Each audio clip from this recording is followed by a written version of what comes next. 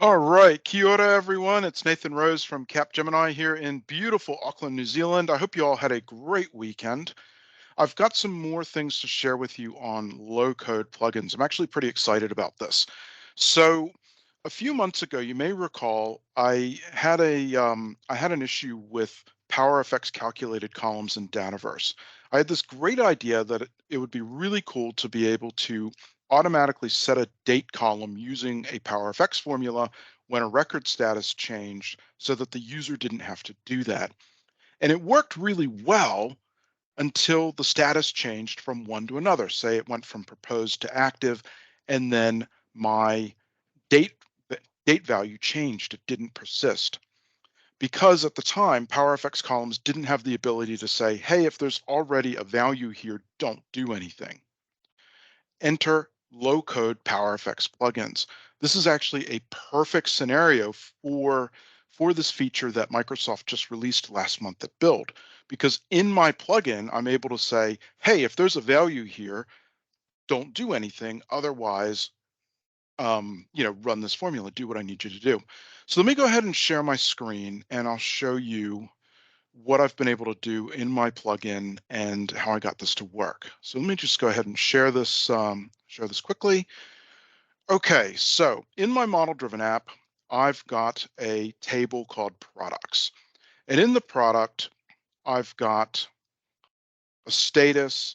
And if you may recall, in my original demo last year, I set a column or I set a date value using PowerFX based on the status reason. So if I just do this and save, you'll see that this changes. Unfortunately, this this doesn't persist. So the proposed date gets wiped out when I move to active, and I see the date change here to active. And so this is an issue if I want to see a running history of the dates that these statuses changed. Now, what I was able to do is use a low-code plugin to achieve this. So go over here to the Dataverse Accelerator app. And so this is my formula. So I'm just using a basic if statement to say, if this column is null, go ahead and run this patch statement where we're going to set the date based on a UTC now expression. And I've got this nested a bit just so that I can do this for two different status reasons. I haven't completely filled this out. And so I've set it to run pre-operation on update of a plugin. So let's go ahead, or update on the record, excuse me. So let's go ahead and create a new product record and see this in action. So let's go ahead and save this. And I'm using these copy columns. So you can see that this PowerFX calculated column has gone and run.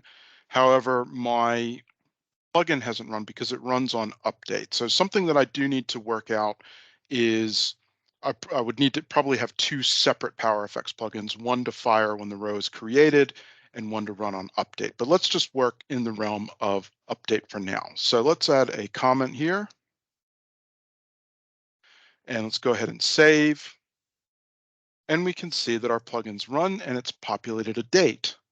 So now let's go and change the status. Let's move from proposed to active.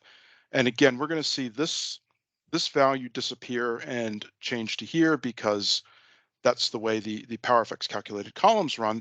However, we should see this proposed date persist and a new date for product duration populated here based on our plugins. Let's go ahead and do that and save.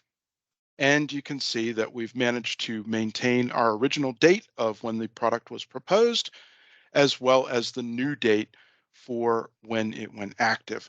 So this is how you could maintain a running history of dates based on status changes in a record using a low-code PowerFX plugin.